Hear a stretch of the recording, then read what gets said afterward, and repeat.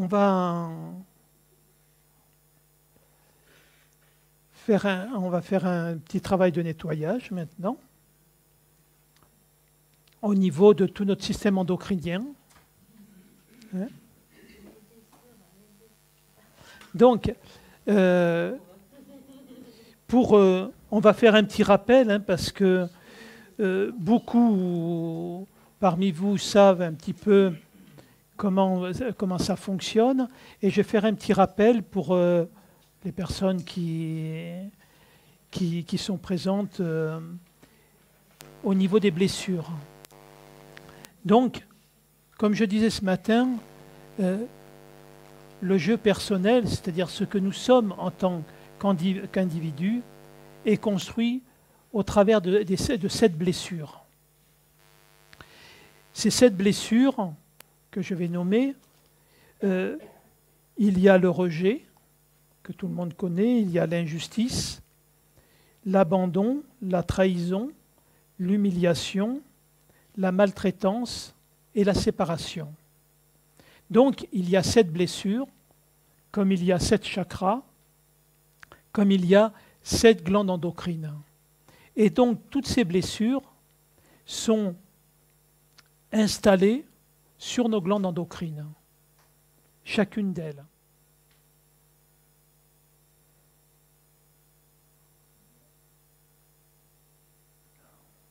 Oui, donc, il faut que j'explique comme ça. Donc, toutes les blessures sont installées en chacun de nous. Ensuite, selon notre vécu, selon notre histoire, il va y avoir des blessures qui vont être plus fortes que d'autres.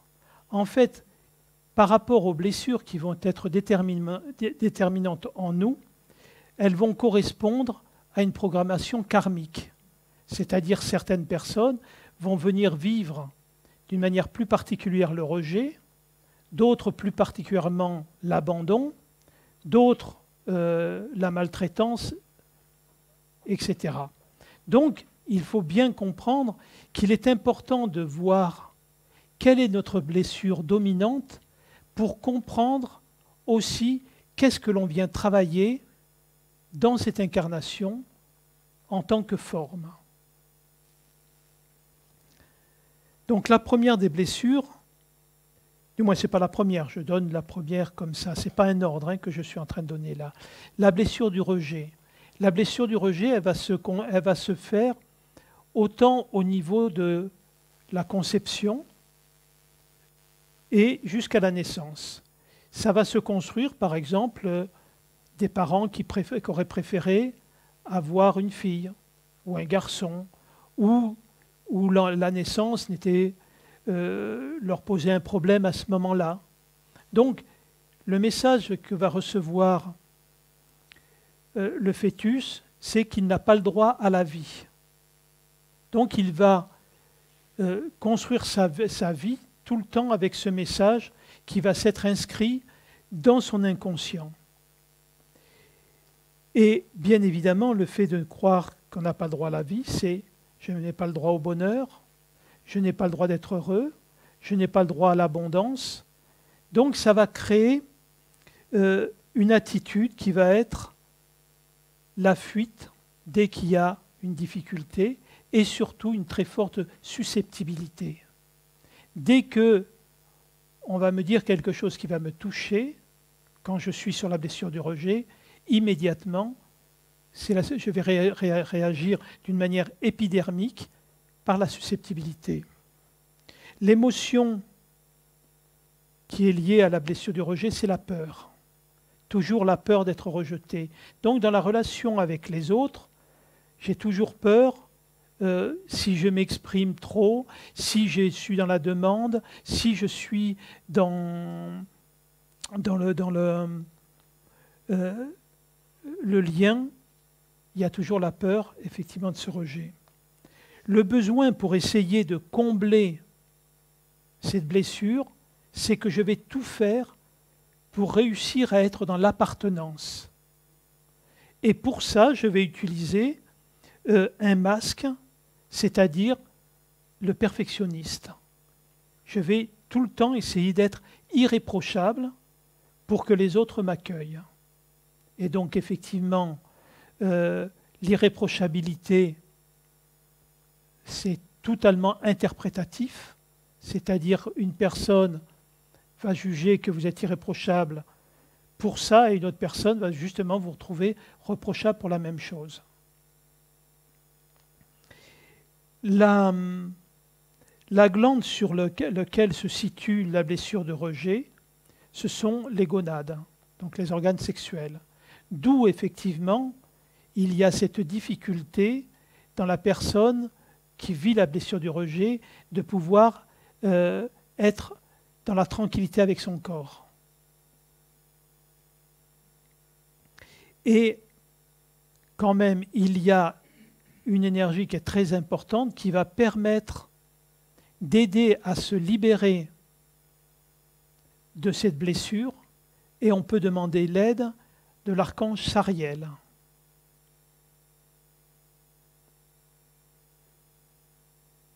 Après, je donnerai une petite définition de chaque archange.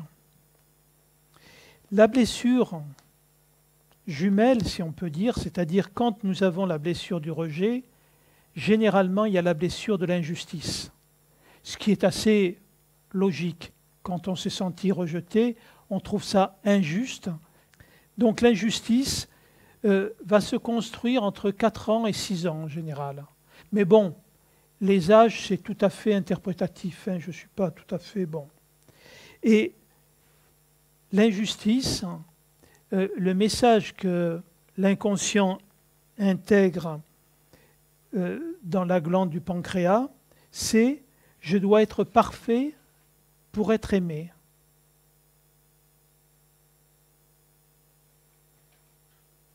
Donc l'attitude que génère l'injustice, c'est très souvent la maîtrise, la rigidité et le contrôle. Parce que pour vouloir être parfait, je suis tout le temps en autocontrôle, en auto-jugement sur soi, sur moi. L'émotion qui est liée à cette blessure, c'est l'indifférence.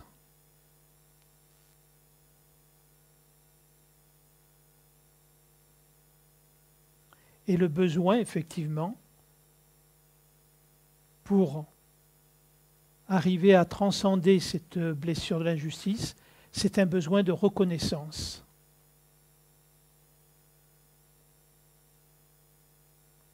Et cette blessure nous met dans le masque du juge. C'est ce qui explique, quand on est dans l'injustice, on va tout le temps essayer de se justifier, de s'expliquer, d'essayer de prouver à l'autre que ce n'est pas juste. Donc il va y avoir énormément de rumination mentale. Et comme je vous ai dit, cette blessure est sur le pancréas.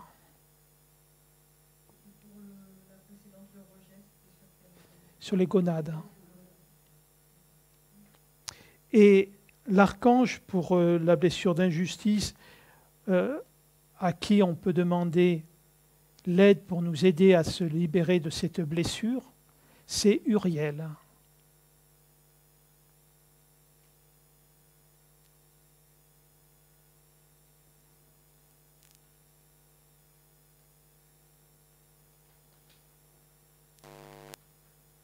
Alors, la blessure du rejet est généralement liée aux parents du même sexe. C'est toujours pareil, c'est en général, mais il peut y avoir des cas particuliers. Ensuite, il y a la blessure de l'abandon. L'abandon, c'est généralement de naissance à 3 ans à peu près. Et c'est généralement le parent opposé, parce que la blessure de l'abandon est très liée à la blessure de l'Œdipe, c'est-à-dire le besoin d'être l'objet unique du désir de l'autre. Et c'est pour ça que cette blessure, la croyance inconsciente que nous avons, c'est « j'ai besoin des autres pour exister ». Ce qui est une réalité, en fait, pour l'enfant. L'enfant a besoin des parents ou des personnes qui vont s'occuper de lui pour pouvoir se structurer et pouvoir se définir en tant que personne. Mais la blessure, elle, va créer la dépendance affective. Donc ce qui fait que cette dépendance fait que même si je suis dans une relation douloureuse, une relation qui ne me satisfait pas, je préfère rester dans cette situation que de vivre cet abandon qui est extrêmement douloureux. Ou inversement, je vais quitter par peur d'être quitté. Ça peut être des deux côtés. L'émotion, quand on est dans la blessure de l'abandon, c'est la détresse. C'est vraiment un sentiment de non-vie. Et cette blessure de l'abandon, on la trouve beaucoup, beaucoup chez les thérapeutes qui prennent le masque du sauveur. Et donc, ils préfèrent, dans la notion de sauveur, ils se donnent un rôle parce qu'ils ont l'impression qu'ils vont être aimés pour ce qu'ils font, mais pas pour ce qu'ils sont.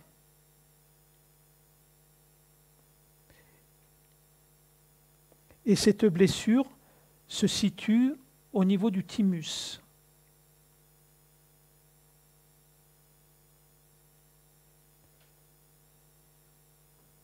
Et pour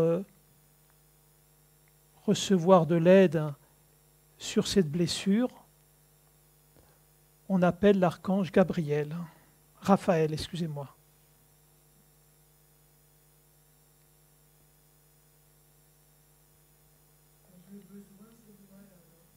Le besoin, c'est un besoin d'amour. Et je suis prêt à tout pour être aimé.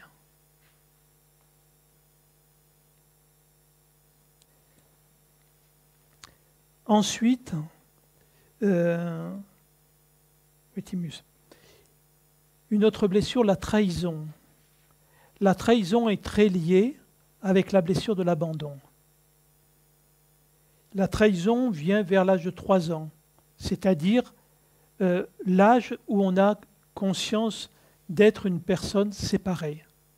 Avant, l'enfant, il est encore très lié aux parents et il n'a pas encore totalement conscience de lui-même.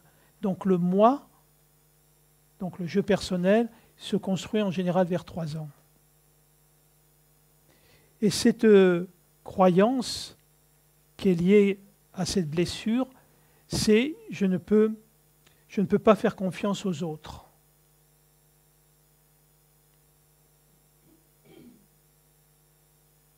Donc bien évidemment, ça va créer comme attitude le contrôle et la méfiance.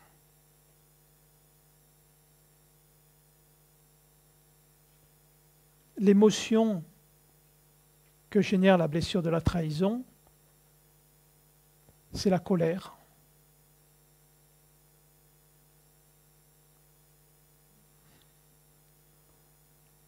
Et ce qui est normal parce que cette blessure, elle est sur la glande thyroïde, donc sur le centre de l'expression.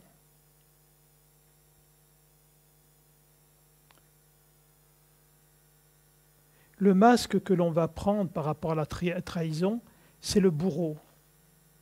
C'est-à-dire qu'on va vouloir faire payer à l'autre. Et le besoin que l'on voudrait satisfaire, c'est de retrouver la confiance. Et pour retrouver la confiance, ou pour aider, on peut faire appel à l'archange Gabriel.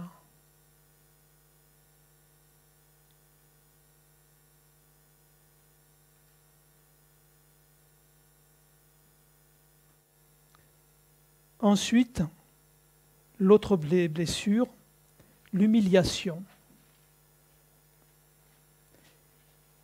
La blessure de l'humiliation, elle vient très tôt, vers 8 mois, 1 an. Et cette humiliation, alors il faut bien comprendre que ces blessures sont liées à une réalité ou à une manière d'interpréter les choses. C'est-à-dire qu'un enfant, on va se moquer de lui parce qu'il a encore les couches, par exemple, ou un enfant se moquer sur son attitude, sur sa façon d'être, sur son physique. Ce sont des humiliations. Après, bien évidemment, il y a les vraies humiliations, du moins quand je dis les vraies, ce n'est pas tout à fait le mot, mais des humiliations plus profondes. Mais la simple moquerie chez un enfant peut être une profonde humiliation quand même. Donc, ce qui fait que le message inconscient qui va être intégré, c'est « je ne suis pas digne ».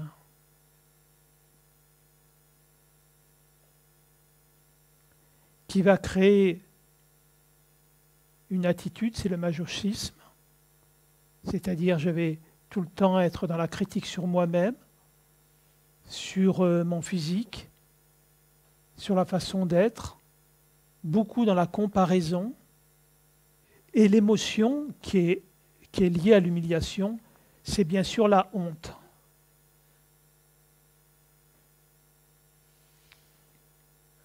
Et on le retrouve beaucoup dans la prise du micro, où beaucoup la honte est présente. D'où la raison pour laquelle je fais toujours parler au micro.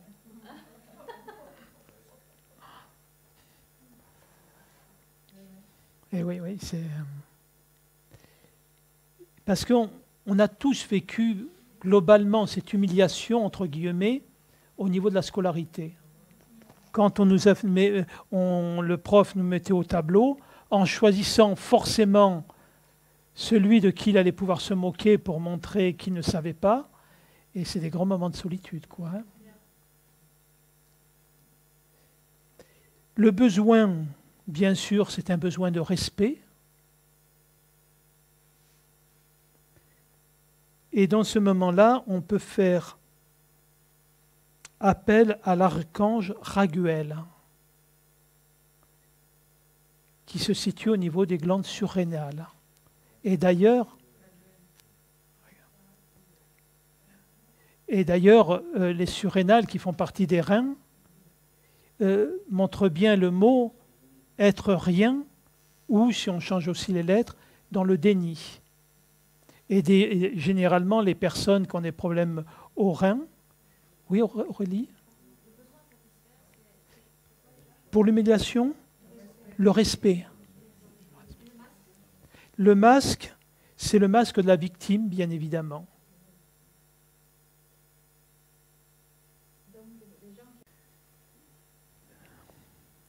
L'autre blessure, c'est la maltraitance. Cette blessure vient souvent vers l'âge de 6 ans.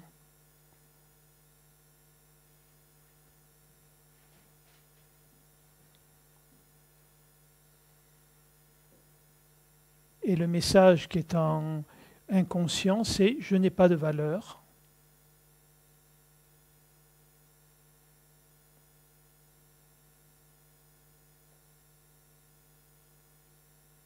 L'attitude, ça va être très narcissique.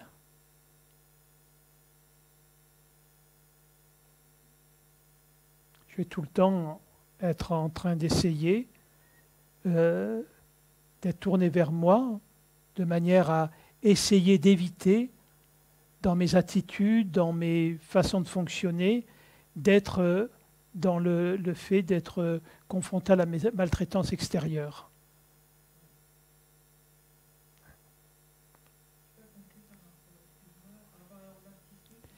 Et le narcissique, en fait, c'est drôle, c'est 2 fois, c'est de la blessure de la maltraitance que tu m'interroges dessus.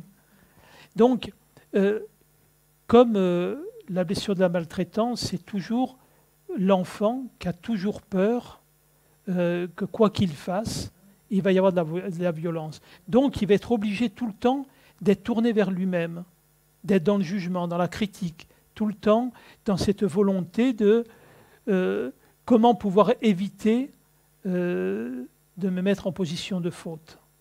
Parce que bien évidemment, l'enfant qui est maltraité considère toujours que c'est de sa faute. D'où la violence de cette blessure. Donc effectivement, l'énergie qui va avec, l'émotion, c'est la procrastination. Non, c'est marqué, j'allais écrire. Hein, mais pas que. C'est aussi le sabotage et surtout la sidération.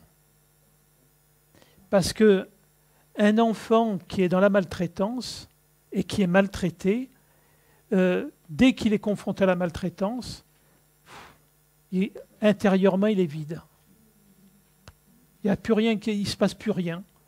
Et donc, par exemple, un enfant qui subit de la maltraitance, il va faire quelque chose, l'adulte maltraitant va lui demander pourquoi, l'enfant il ne sait même plus.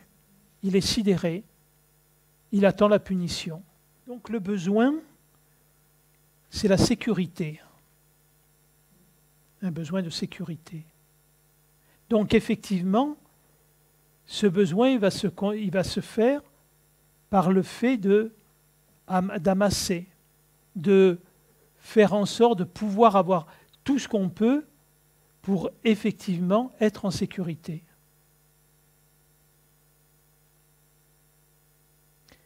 Le masque, c'est le cérébral. C'est toujours en train de réfléchir, d'analyser, d'anticiper.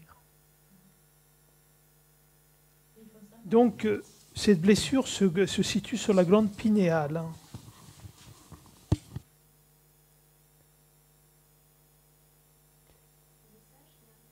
Oui, c'est « je n'ai pas de valeur ».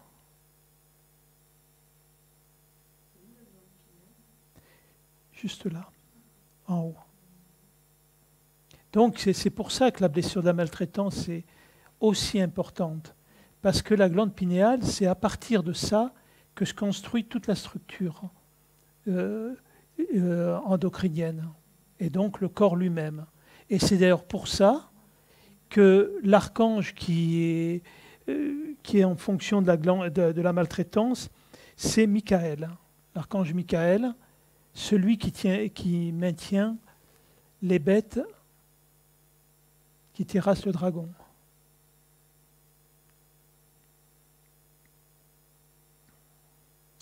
Et la dernière, c'est la blessure de la séparation.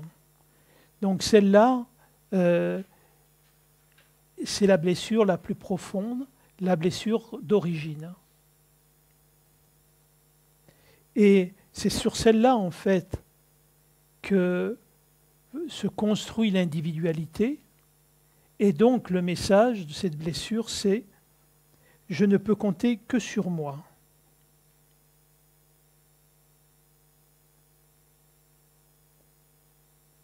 L'attitude qu'elle génère, c'est l'idéaliste et l'égocentrisme.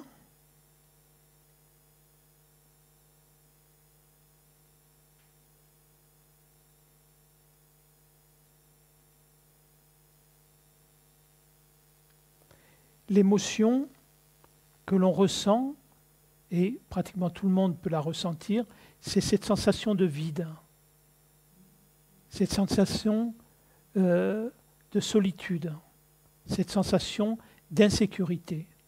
Elle est liée à cette blessure.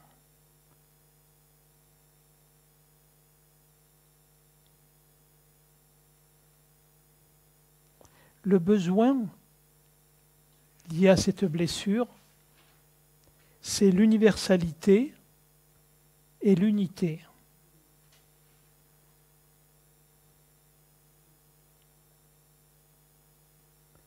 le masque, c'est le solitaire.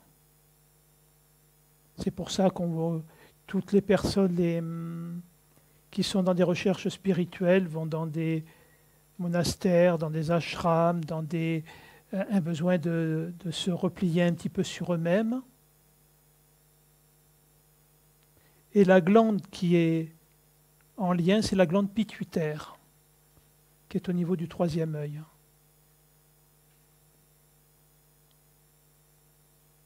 Et l'archange, Rémiel. Rémiel.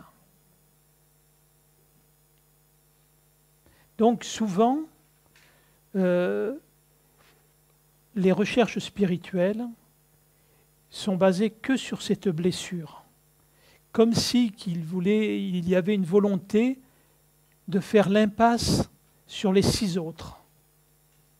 Tandis que c'est en ça où tout à l'heure je parlais d'équilibre, il faut à la fois vivre ici et maintenant dans notre histoire humaine et à la fois aller vers cette connaissance de soi qui est en lien avec la blessure de la séparation. Donc la spiritualité n'est pas se couper de la vie, mais de rentrer complètement dans la vie, pleinement dans la vie. La vie professionnelle, la vie affective, la vie familiale. C'est pour ça que si on regarde dans les